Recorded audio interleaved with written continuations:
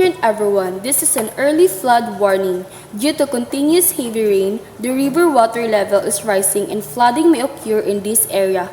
For your safety, please evacuate immediately to the nearest evacuation center. Bring your important belongings and emergency kits. Parents, please assist your children and help the elderly if needed. Stay calm and follow the instruction of local authorities. Please evacuate now. Stay safe and move to higher ground immediately. Go! Flood safety instructions. Listen to weather updates and follow the instructions of local authorities. Move to higher ground immediately if flood water starts rising. Prepare an emergency kit with food, water, flashlights, medicine, and important documents. Turn off electricity and gas to avoid accidents. Do not walk or drive through flood water because it may be deep or have strong currents. Keep children and pets away from flood water. Stay in a safe place until authorities say it is safe to return. Ito sa Dinampige, Isabela, dahil sa malaking along halos umabot na sa kanilang pwesto.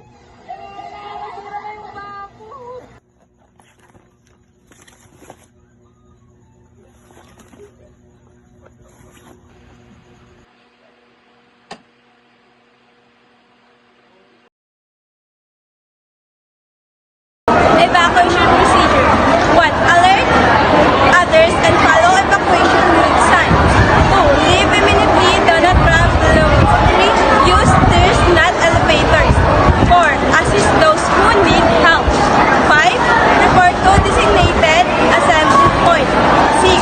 Wait for authorities. All clear.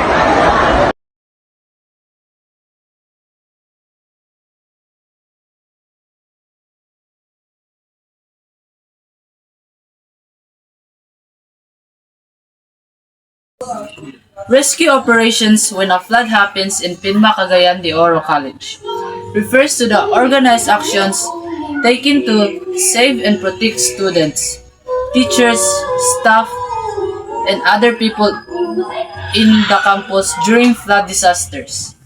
These operations are usually carried out by the school authorities, disasters response teams, and local emergency responders.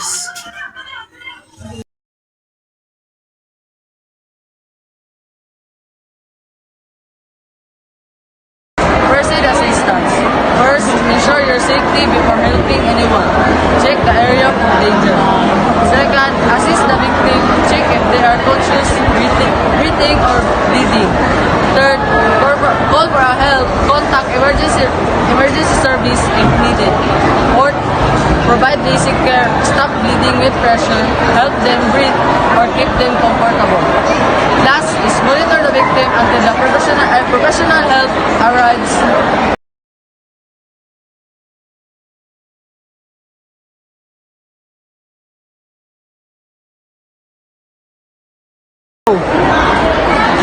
Emergency announcement. Evacuation routes and safe areas. Primary routes lead to complex and city central school.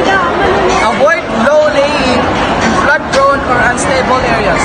You need to do is turn off your electricity, gas, water source.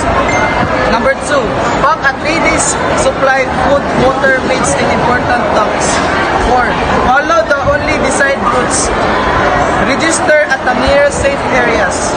Obey emergency responders. The situation is heavy rain, 60 to 80 km winds continue. Read alerts from river zip loading, landslide, warnings for mountain areas. Rescue teams active, additional units. This is the way, evacuate here.